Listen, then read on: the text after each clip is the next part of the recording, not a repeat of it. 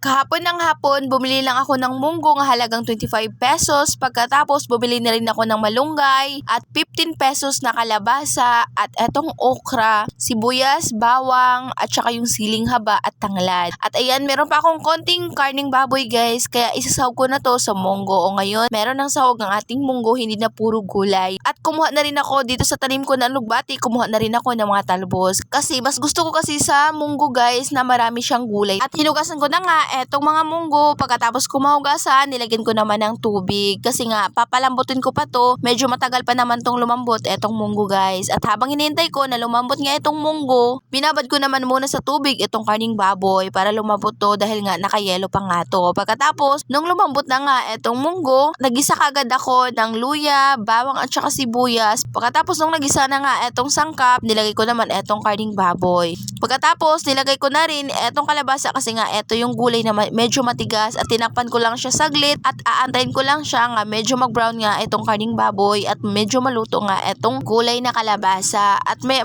lang, lagay ko na etong pinalambot ko na munggo. Pagkatapos, naglagay na rin ako isang yahong na tubig at tinakpan ko lang siya at hihintayin ko lang siya guys na kumulo at nilagay ko na rin etong tanglad at etong siling haba. At eto naman si Cheryl, tuwang-tuwang nga siya kasi nga dumating nga yung uncle niya at may dalang pasalubong sa kanya kaya pinabuksan kagad niya sa akin dahil nga kakainin na daw niya. Pagkatapos, tinignan ko naman, eto niluluto ko ng munggo at nung nakita ko nga kumulo na, tinimplahan ko na kaagad ng asin, konting magic sarap at nilagay ko na etong alugbati, okra at last kong nilagay etong malunggay. Pagkatapos, pinatay ko na kaagad yung apoy dahil nga mabilis lang naman maluto etong malunggay. Nung maluto na nga ay kumain kaagad kami at fast forward, kinabukasan naman ay pumunta na ako ng palengke dahil nga bibili lang ako ng kaunting panghanda namin kinabukasan. At etong video guys, late upload na nga to dahil nga nung 30 pa to. Ngayon ko lang siya nagawa ng voice over dahil nga medyo na busy din yung lola nyo. Kaya agad kaming sumakay ng tricycle at sumama pa nga sa akin si Yana para may taga-video sa akin habang namimili ako. At ngayon ako na araw bumili guys kasi nga kinabukasan alam ko nadadagsa yung mga tao at panigurado mag-traffic na naman dito. Ngayon pa lang nga guys, i-traffic na dito sa amin at ang dami ng mga bumibili. Paano pa kaya kinabukasan na? Paano pa kaya sa 31 na talaga? At ayan na nga guys, konti lang naman yung binili ko. Pagkatapos, si Yana na yung pina-video ko at habang ako ay busy sa mga binibili ko mga panakot para sa lutuin ko bukas. At ayan na nga guys, kumuha lang naman ako ng kaunti na bawang, sibuyas, carrots, saka patatas at yung mga iba pa na gagamitin ko para bukas. Pagkatapos naman namin bumili ay agad kaming umuwi dahil nga sobrang daming tao guys sa loob ng palengke. Sobrang siksika na talaga kaya pagdating nga namin sa bahay, hiniwa ko na kaagad etong karning baboy para bukas ay hindi na ako maghiwa nito. At 2